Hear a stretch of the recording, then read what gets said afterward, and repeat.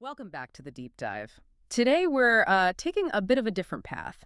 Not so much about the flying itself, but really getting into the weeds of, well, aviation bureaucracy. That's a good way to put it. We're tackling the ICAO flight plan, the FPL, and its cousin, the repetitive flight plan, or RPL. This is absolutely crucial stuff, especially if you're prepping for those ATPL theory exams. This isn't just background reading. It's, the language you have to speak fluently. Right. So our mission today is very specific. We're aiming to cut through all the dense rules in ICAO Doc 4444, that's the PANIS RAC, and pull out the key facts, the codes, the timings, basically everything you need to know to answer those exam questions correctly. Exactly. We want to make it clear and memorable because the FPL system itself, it's actually quite remarkable when you think about it. How so? Well, every single box, every character limit, every code, it's all designed for total completeness.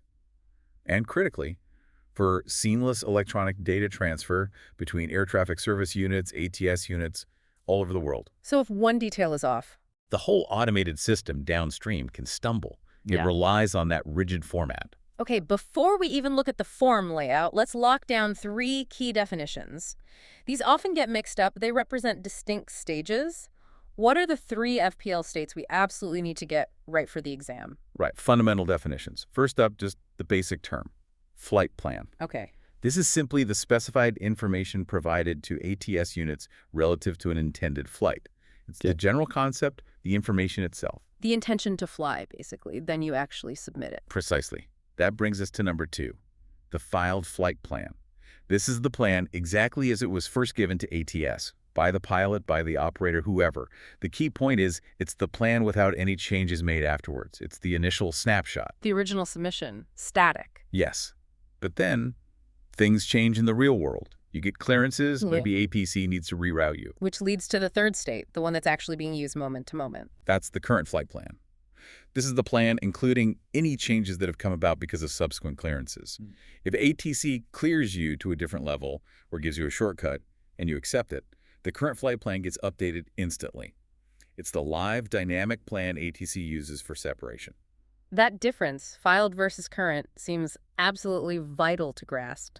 It is. Let's also quickly define 2 time concepts that crop up everywhere, EOBT and ET. What's EOBT? EOBT.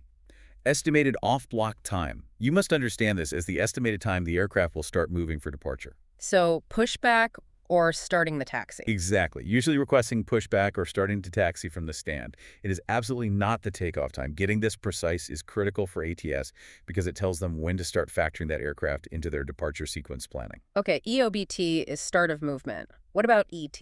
ET is estimated elapsed time. This is about duration.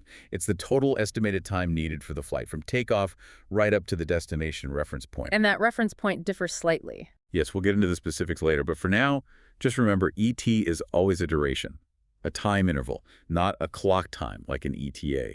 Very important distinction.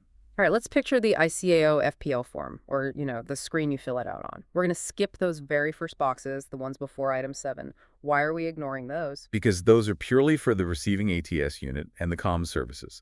They track things like message addressing, filing time, who received it, administrative stuff. As the person filing the plan, your job starts at item 7. Item 7, aircraft identification. And there's a strict limit here. Maximum 7 characters. Yeah. No more. And you have 2 main ways to fill this in. They're mutually exclusive. Option 1 seems pretty straightforward. It is. Use the aircraft's registration mark, like EIACO or N2567GA, GABCD, whatever it might be. You see this a lot in general aviation, or maybe where the registration is the call sign. Okay. And option 2, more common for airlines, I imagine. Definitely. This is where you use the 3-letter ICAO designator for the airline or operating agency, immediately followed by the flight number or identification. Like BAW 805 or KLM 511. Exactly. All right. Many thanks for listening to this free part of the ATPL Theory podcast. If you want to continue learning and access the full comprehensive guide, go to my Patreon at patreon.com/ATPLtheory or my Hero at herohero.co/ATPL. That is patreon.com/ATPLtheory or herohero.co/ATPL. Wishing you all the best